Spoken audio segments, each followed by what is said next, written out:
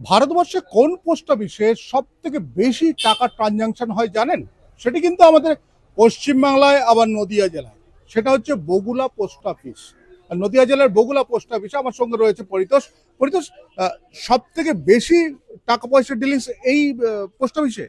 Bagula post অফিসে তৎকালীন সময় দীর্ঘ কয়েক বছর ধরেই ফরেন মানি যেটা আর কি, যেটা বগুলা কেন্দ্রিক প্রচুর লোক বিদেশে কাজ করে, তাদের টাকাটা মূলত ওই যে পোস্ট অফিসের মাধ্যমেই ইয়েটা হয় আর কি, লেনদেনটা হয়, যেটা বগুলা পোস্ট অফিসের মাধ্যমে। মানে বগুলা থেকে কি প্রচুর মানুষ বিদেশে থাকে? প্রচুর প্রচুর হাজার হাজার লোক বিদেশে থাকে, বিভিন্ন রকম কাজে যায়, ঠিক আছে, হ্যাঁ।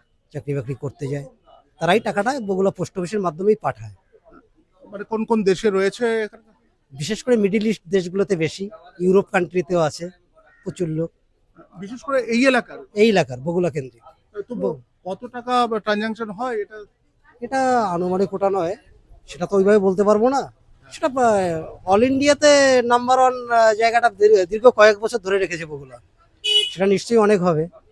মানে সারা ভারতবর্ষে 1 নম্বর জায়গা, মানে চিন্তা করা যায় টাকা পয়সা মানে লেনদেনে বিদেশি টাকা আসা এবং বিদেশি টাকার লেনদেন।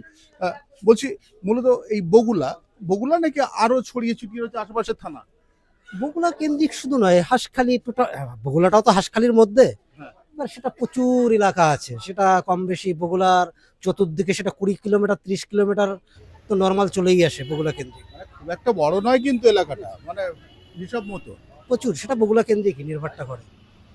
মানে সব পরিবারকে যারা টাকা পাঠায় সেগুলো। সব সব বগুলা এই পোস্ট অফিসের মাধ্যমেই পরিবারের টাকাটা মূলত আসে এখানে। আচ্ছা পরিতোষ, এই এলাকার মানুষের বিদেশে যাওয়ার প্রবণতা কিংবা বিদেশে এত যায় কিভাবে?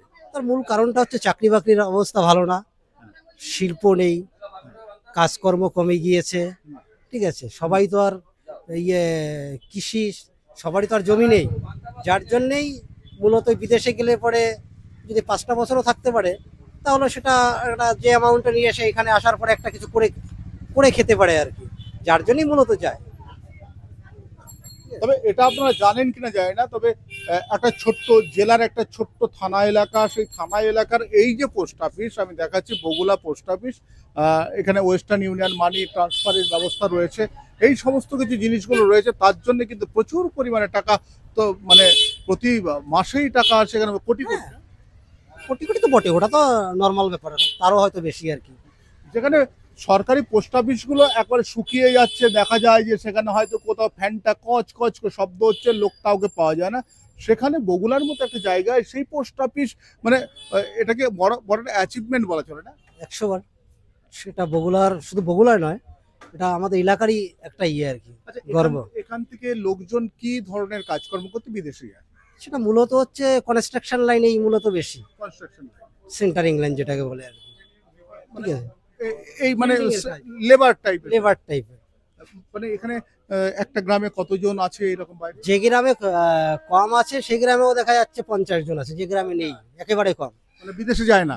বিদেশে যায় হ্যাঁ। 50 জন, হয়তো কোনো গ্রামে 200 জন আছে, সেটা এরিয়াটা তো প্রচুর, মানে যারা এই বিদেশে, হাজার হাজার লোক, হাজার হাজার লোক এই জায়গা থেকে বিদেশে রয়েছে, হাজার হাজার লোক। সেটা সকালবেলা আসলে পরে, অফিস টাইমে আসলেই বগুলায় বোঝা যায় যে এই জায়গা মানে মানুষের ভিড়টা কি আর কি ডিলিংস হচ্ছে।